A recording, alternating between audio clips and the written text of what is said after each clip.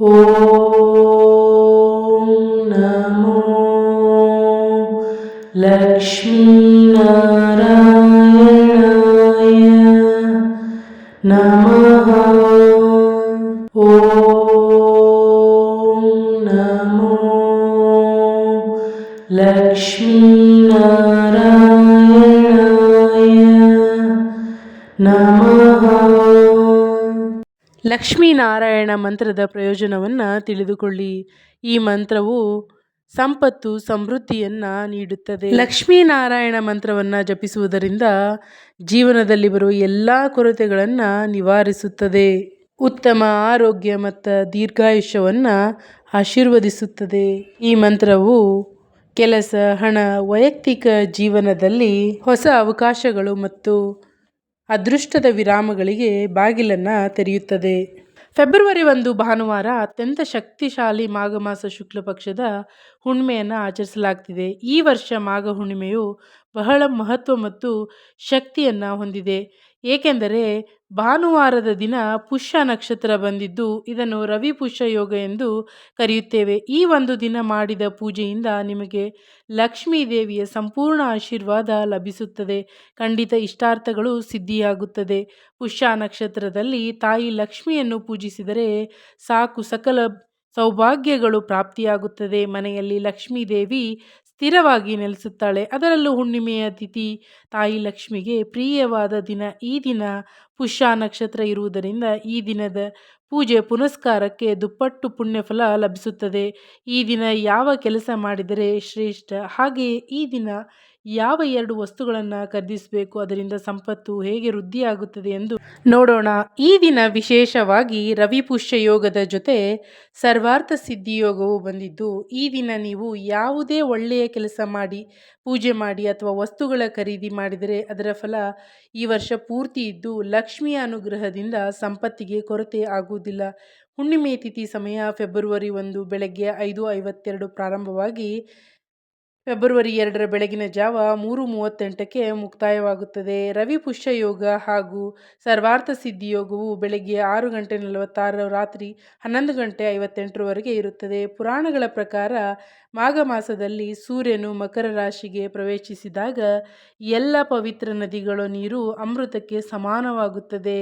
ಈ ಸಮಯದಲ್ಲಿ ವಿಷ್ಣುವು ನೀರಿನಲ್ಲಿ ನೆಲೆಸುವುದರಿಂದ ಈ ಮಾಸದಲ್ಲಿ ನದಿಯಲ್ಲಿ ಸ್ನಾನ ಮಾಡುವುದು ಸಾಕ್ಷಾತ್ ವಿಷ್ಣುವಿನ ಪಾದಗಳಿಗೆ ನಮಸ್ಕರಿಸಿದಂತೆ. ಮಾಘ ಹುಣ್ಣಿಮೆಯಂದು ಈ ಶಕ್ತಿಯು ಉತ್ತುಂಗದಲ್ಲಿರುತ್ತದೆ. ವಿಷ್ಣುವು ಜಲತತ್ವದ ಮೂಲಕ ಪ್ರಕೃತಿಯನ್ನು ಆಶೀರ್ವದಿಸುತ್ತಾನೆ. ಅದಕ್ಕಾಗಿಯೇ ಈ ದಿನ ಗಂಗಾ ಸ್ನಾನ ಹಾಗೂ ಮನೆಯಲ್ಲಿ ಸ್ನಾನ ಮಾಡುವ ನೀರಿಗೆ ಗಂಗೆಯನ್ನು ಸ್ಮರಿಸುತ್ತಾ ಗಂಗಾಜಲದ ಜೊತೆ ಸ್ವಲ್ಪ ಅರಿಶಿಣ ಬೆರೆಸಿ ಸ್ನಾನ ಮಾಡಿ, ಇಲ್ಲವೆಂದರೆ ನೀರಿಗೆ ಕಲ್ಲುಪ್ಪು ಬೆರೆಸಿ ಸ್ನಾನ ಮಾಡುವುದರಿಂದ ನರದೃಷ್ಟಿ ತಕ್ಷಣವೇ ನಿವಾರಣವಾಗುತ್ತದೆ.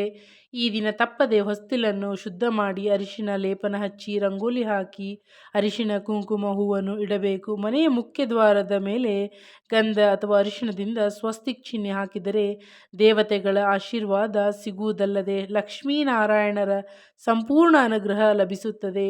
ಪುಷ್ಯಮಿ ಯೋಗವಿರುವ ಈ ಹುಣ್ಣಿಮೆ ದಿನದಂದು ದೇವರ ಮನೆಯಲ್ಲಿ ದೀಪ ಹಚ್ಚಿ ಲಕ್ಷ್ಮೀ ದೇವಿಯನ್ನು ಪೂಜಿಸಿದರೆ ದಾರಿದ್ರ್ಯ ದೂರವಾಗಿ ಧನವಂತರಾಗುತ್ತೀರಿ. ದೇವರ ಮನೆಯಲ್ಲಿ ಹಾಗೂ ಹೊಸ್ತಿಲಿನ ಬಳಿ ಮಣ್ಣಿನ ಅಥವಾ ಹಿತ್ತಾಳೆಯ ಇಲ್ಲವೆಂದರೆ ಬೆಳ್ಳಿಯ ದೀಪ ಬೆಳಗಿದರೆ ಶ್ರೇಷ್ಠ. ದೀಪಕ್ಕೆ ಶುದ್ಧ ಹಸುವಿನ ತುಪ್ಪ ಹಾಕಿ ದೀಪ ಬೆಳಗಿ ಲಕ್ಷ್ಮಿಯನ್ನು ಆಕರ್ಷಿಸಲು ತುಪ್ಪದ ದೀಪ ಶ್ರೇಷ್ಠ. ಇದರಿಂದ ಮನೆಯಲ್ಲಿ ಸಂಪತ್ತು ವೃದ್ಧಿಯಾಗುತ್ತದೆ. ಇನ್ನು ವಿಶೇಷವಾಗಿ ಹುಣ್ಣಿಮೆಯ ದಿನ ದೀಪಕ್ಕೆ ಈ ವಸ್ತುಗಳನ್ನು ಬೆರೆಸಿ ದೀಪ ಬೆಳಗಿದರೆ ಶ್ರೇಷ್ಠ. ದೀಪಕ್ಕೆ ಕೇಸರಿಯನ್ನು ಸೇರಿಸಿ ಬೆಳಗಿದರೆ ಲಕ್ಷ್ಮೀ ದೇವಿ ಸಂತುಷ್ಟಳಾಗುತ್ತಾಳೆ. ದೀಪಕ್ಕೆ 2 ಲವಂಗವನ್ನು ಸೇರಿಸಿ ಬೆಳಗಿದರೆ ನಕಾರಾತ್ಮಕತೆ ದೂರ ಮಾಡಿ ಸಂಪತ್ತು ಆಕರ್ಷಿಸುತ್ತದೆ. ಸ್ವಲ್ಪ ಪಚ್ಚ ಕರ್ಪೂರವನ್ನು ಪುಡಿ ಮಾಡಿ ದೀಪಕ್ಕೆ ಹಾಕಿ, ಇದರ ಸುಗಂಧವು ಲಕ್ಷ್ಮಿ ಅತ್ಯಂತ ಪ್ರಿಯ. ದೀಪದ ತಳದಲ್ಲಿ ಈ ಒಂದು ನಾಣ್ಯವನ್ನು ಇಡಿ. ದೀಪ ಉರಿದು ಮುಗಿದ ನಂತರ ನಾಣ್ಯವನ್ನು ತೊಳೆದು ನಿಮ್ಮ ಪರ್ಸ್ನಲ್ಲಿ ಇಟ್ಟುಕೊಳ್ಳಿ. ಇದರಿಂದ ಸಂಪತ್ತು ವೃದ್ಧಿಯಾಗುತ್ತದೆ. ನಿಮ್ಮ ಅನುಕೂಲಕ್ಕೆ ತಕ್ಕಂತೆ ರವಿ ಪುಷ್ಯ ಯೋಗದಲ್ಲಿ ಬರುವ ಹುಣ್ಣಿಮೆಯ ದಿನ ತಪ್ಪದೆ ಮೇಲೆ ಹೇಳಿದ ವಸ್ತುಗಳನ್ನು ಬಳಸಿ ದೀಪವನ್ನು ಬೆಳಗಿ. ಬೂದುಗುಂಬಳಕಾಯಿಗೆ ದುಷ್ಟಶಕ್ತಿಗಳನ್ನು ಹೀರಿಕೊಳ್ಳುವ ಶಕ್ತಿ ಇರುತ್ತದೆ. ಆದ್ದರಿಂದ ಮಾಘ ಹುಣ್ಣಿಮೆಯ ದಿನ ಪ್ರತಿಯೊಬ್ಬರ ಮನೆಯ ಹೊಸ್ತಿಲ ಮುಂದೆ ಬೂದಗುಂಬಳಕಾಯಿಯನ್ನು ಕಟ್ಟಿಕೊಳ್ಳಿ. ಒಂದು ದೊಡ್ಡ ಬೂದಗುಂಬಳಕಾಯಿಗೆ ಅರಿಶಿನ ಹಚ್ಚಿ ಕುಂಕುಮದ ಬೊಟ್ಟುಗಳನ್ನು ಇಟ್ಟು ಮನೆಯ ಹೊರಭಾಗದಲ್ಲಿ ಕಟ್ಟಬೇಕು. ಇದರಿಂದ ದೃಷ್ಟಿ ನಿವಾರಣೆಯಾಗಿ ಕುಟುಂಬದಲ್ಲಿ ಸಕಲ ಸಂತೋಷ ಐಶ್ವರ್ಯಗಳು ವೃದ್ಧಿಯಾಗುತ್ತದೆ. ಕುಂಬಳಕಾಯಿ ಕಟ್ಟಲು ಸಾಧ್ಯವಾಗದವರು ಕೆಂಪು ಬಟ್ಟೆಯಲ್ಲಿ ಕಲ್ಲುಪ್ಪನ್ನು ಮೂಟೆ ಕಟ್ಟಿ ಗುಮ್ಮಕ್ಕೆ ಕಟ್ಟಬಹುದು. ಈ ದಿನ ತುಳಸಿ ಕಟ್ಟೆಯ ಮುಂದೆ ದೀಪ ಹಚ್ಚಿ ಪ್ರದಕ್ಷಿಣೆ ಮಾಡಿದರೆ ಸಂಕಲ್ಪಗಳು ನೆರವಾಗುತ್ತದೆ. ವಿಶೇಷವಾಗಿ ಮಾಘ ಹುಣ್ಣಿಮೆಯ ದಿನದಂದು ಮಧ್ಯಾಹ್ನ 12 ಗಂಟೆಗೆ ಈ ಗಿಡದಲ್ಲಿ ನಮಸ್ಕರಿಸಿ. ಜಾತಕದಲ್ಲಿ ಅದೃಷ್ಟವು ತಾಂಡವಾಡುತ್ತದೆ.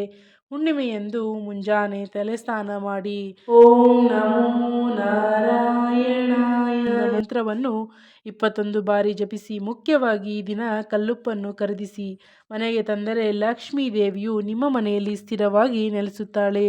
ರವಿ ಪುಷ್ಯಮಿ ಯೋಗದಲ್ಲಿ ಚಿನ್ನ ಅಥವಾ ಬೆಳ್ಳಿಯ ವಸ್ತುಗಳನ್ನು ಖರೀದಿಸಿದರೆ ಅಕ್ಷಯ ಫಲ ಸಿಗುತ್ತದೆ. ಚಿನ್ನ ಖರೀದಿಸಲು ಸಾಧ್ಯವಾಗದವರು ದಕ್ಷಿಣಾವರ್ತಿ ಶಂಖ ಅಥವಾ ಹಿತ್ತಾಳಿ ವಸ್ತುಗಳನ್ನು ಖರೀದಿಸಿದರೂ ಉತ್ತಮ ಫಲಿತಾಂಶವಾಗಿರುತ್ತದೆ. ಹುಣ್ಣಿಮೆಯ ದಿನ ರಾತ್ರಿ 3 ಒಣಮೆಣಸಿನಕಾಯಿಯನ್ನು ಸ್ವಲ್ಪ ಕಲ್ಲುಪ್ಪು ಮತ್ತು ಸಾಸಿವೆಯೊಂದಿಗೆ ಕುಟುಂಬದ ಸದಸ್ಯರಿಗೆ ದೃಷ್ಟಿ ತೆಗೆದು ಹೊರಗೆ ಹಾಕಿ. ಇದರಿಂದ ಭವಿಷ್ಯದಲ್ಲಿ ಎದುರಾಗುವ ಅಡೆತಡೆಗಳು ನಿವಾರಣೆಯಾಗಿ ಶುಭ ಫಲಗಳು ಉಂಟಾಗುತ್ತದೆ. ಈ ಹುಣ್ಣಿಮೆಯ ದಿನ ಅಪ್ಪಿತಪ್ಪಿಯೂ ಕಬ್ಬಿಣದ ವಸ್ತುಗಳು, ಪ್ಲಾಸ್ಟಿಕ್ ಅಥವಾ ಚೂಪಾದ ವಸ್ತುಗಳನ್ನು ಖರೀದಿಸಬೇಡಿ. ಹೊಸ ವಾಹನಗಳನ್ನು ಖರೀದಿಸಲು ಈ ದಿನ ಅತ್ಯಂತ ಶುಭದಾಯಕವಾದ ಸಮಯವಾಗಿದೆ. ಪ್ರತಿಯೊಬ್ಬರೂ ಈ ದಿನ ಅರಿಶಿಣದ ಕೊಂಬುಗಳನ್ನು ಖರೀದಿಸಿ ದೇವರ ಮನೆಯಲ್ಲಿಟ್ಟರೆ ದಾಯಕವಾದ ವಿದ್ಯಾಭ್ಯಾಸದಲ್ಲಿನ ಅಡೆತಡೆಗಳು ನಿವಾರಣೆಯಾಗುತ್ತದೆ. ವಿವಾಹ ಪ್ರಯತ್ನಗಳನ್ನು ಮಾಡುತ್ತಿರುವವರಿಗೆ ವಿವಾಹ ಯೋಗವು ವೃದ್ಧಿಸುತ್ತದೆ. ಹುಣ್ಣಿಮೆಯ ದಿನ ಅಕ್ಕಿ ಅಥವಾ ಗೋಧಿಯನ್ನು ಖರೀದಿಸಿದರೆ ಈ ವಿಶ್ವವಿಡೀ ದಾನಕ್ಕೆ ಕೊರತೆಯಾಗುವುದಿಲ್ಲ. ಈ ದಿನ ತುಳಸಿ ಎಲೆಗಳನ್ನು ಕೀಳಬಾರ್ದು, ಹಾಗೆ ಕೂದಲು ಮತ್ತು ಉಗುರುಗಳನ್ನು ಕತ್ತರಿಸಬಾರ್ದು. ಹುಣ್ಣಿಮೆಯ ದಿನ ಯಾರಿಗೂ ಸಾಲವನ್ನು ನೀಡಬೇಡಿ. ಇಡೀ ಮನೆಯನ್ನು ಉಪ್ಪು ನೀರಿನಿಂದ ಶುಚಿಗೊಳಿಸಿ. ಅರಿಶಿಣ ನೀರನ್ನು ಪ್ರೋಕ್ಷಣೆ ಮಾಡುವುದರಿಂದ ನಕಾರಾತ್ಮಕ ಶಕ್ತಿ ದೂರವಾಗುತ್ತದೆ. ಸಾಂಬ್ರಾಣಿ ಧೂಪ ಹಾಕುವುದರಿಂದ ದುಷ್ಟಶಕ್ತಿಗಳು ನಾಶವಾಗಿ ದೈವಿಕ ಶಕ್ತಿಗಳು ಆಕರ್ಷಿತವಾಗುತ್ತವೆ. ಮನೆಯ ಗುಮ್ಮಕ್ಕೆ ಅರಿಶಿಣ ಹಚ್ಚಿ ಕುಂಕುಮದ ಬೊಟ್ಟು ಇಡುವುದರಿಂದ ಧನಲಕ್ಷ್ಮಿ ಅನುಗ್ರಹವಾಗುತ್ತದೆ. ವೀಳ್ಯದೆಲೆಗಳು ಹಣವನ್ನು ಆಕರ್ಷಿಸುತ್ತವೆ. ಆದ್ದರಿಂದ ಅವುಗಳನ್ನು ಮನೆಯ ಬಾಗಿಲಿಗೆ ಕಟ್ಟಿ ಅಥವಾ ಸಂಜೆ 6 ಗಂಟೆಯ ನಂತರ ಮನೆಯ ಹೊಸ್ತಿಲ ಹೊರಗೆ 2 ಕಡೆ 2 ಶುದ್ಧವಾದ ವೀಳ್ಯದೆಲೆಯನ್ನಿಟ್ಟು ಅದರ ಮೇಲೆ 2 ಕಡೆ ಒಂದೊಂದು ತುಪ್ಪದ ದೀಪ ಬೆಳಗಿ ದೀಪಕ್ಕೆ ಅರಿಶಿಣ ಕುಂಕುಮ ಹಾಕಿ ನಮಸ್ಕರಿಸಿ.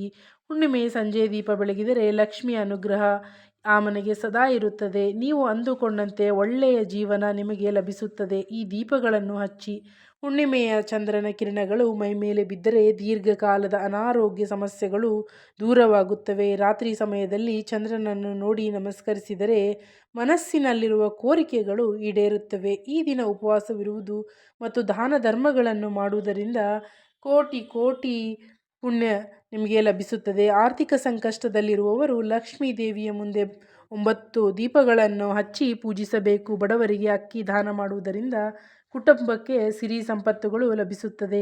ಮಾನಸಿಕ ಶಾಂತಿ ಇಲ್ಲದವರು ರಾತ್ರಿ 9 ಗಂಟೆಯ ಒಳಗೆ ಚಂದ್ರನಿಗೆ ಹಾಲಿನಿಂದ ಅರ್ಘ್ಯವನ್ನು ಸಮರ್ಪಿಸಿ ಗೋಮಾತೆಗೆ ಆಹಾರ ನೀಡಿದರೆ ಸಕಲ ದೇವತೆಗಳ ಆಶೀರ್ವಾದ ನಿಮ್ಮ ಕುಟುಂಬದ ಮೇಲೆ ಇರುತ್ತದೆ. ಚಿನ್ನ ಖರೀದಿಸುವಾಗ ಯೋಗ ಕೂಡಿ ಬರಲು ಈ ದಿನ ಕನಕದಾರ ಸ್ತೋತ್ರವನ್ನು 11 ಬಾರಿ ಪಠಿಸಿ. ದಕ್ಷಿಣಾವರ್ತಿ ಶಂಖದಲ್ಲಿರುವ ನೀರನ್ನು ಇಡೀ ಮನೆಗೆ ಪ್ರೋಕ್ಷಣೆ ಮಾಡಿದರೆ ವಾಸ್ತು ದೋಷಗಳು ಮತ್ತು ದಾರಿದ್ರ್ಯ ದೂರವಾಗುತ್ತದೆ. ಇನ್ನು ಈ ದಿನ ಸತ್ಯನಾರಾಯಣರ ಪೂಜೆ ಮಾಡಲು ಬಹಳ ಪ್ರಶಸ್ತವಾದ ದಿನ. ಇಲ್ಲವೆಂದರೆ ಲಕ್ಷ್ಮೀನಾರಾಯಣ ಹೃದಯ ಪಾರಾಯಣ ಮಾಡಬಹುದು ಅಥವಾ ಕೇಳಿದರೂ ಒಳ್ಳೆಯ ಫಲಗಳು ಲಭಿಸುತ್ತದೆ. ಈ ಮೇಲೆ ಹೇಳಿದ ಯಾವುದಾದರೂ ಪರಿಹಾರವನ್ನು ನಿಮ್ಮ ಅನುಕೂಲಕ್ಕೆ ತಕ್ಕಂತೆ ಮಾಡಿ. ಯಾವುದಾದರೂ ವಸ್ತುವನ್ನು ಖರೀದಿಸಿ ಲಕ್ಷ್ಮಿಯನ್ನು ಮನಸ್ಫೂರ್ತಿಯಾಗಿ ಪೂಜಿಸಿ ಆರಾಧಿಸಿ. ಈ ಒಂದು ದಿನ ಮಾಡಿದ ಪೂಜೆಯಿಂದ ನಿಮಗೆ ವರ್ಷ ಪೂರ್ತಿ ಸಂಪತ್ತು ವೃದ್ಧಿಯಾಗಿ ತಾಯಿ ಲಕ್ಷ್ಮಿಯ ಅನುಗ್ರಹ ಲಭಿಸುತ್ತದೆ. ವಿಡಿಯೋ ಇಷ್ಟ ಆಗಿದ್ದಲ್ಲಿ ಮರೆಯದೆ ಲೈಕ್ ಕೊಟ್ಟು ನಿಮ್ಮವರಿಗೆ ಶೇರ್ ಮಾಡಿ. ಇದೇ ರೀತಿ ಮನಮುಟ್ಟುವ ಉಪಯುಕ್ತವಾದ ಮಾಹಿತಿಗಾಗಿ ನಮ್ಮ ಚಾನಲನ್ನು ಸಬ್ಸ್ಕ್ರೈಬ್ ಮಾಡಿಕೊಳ್ಳಿ.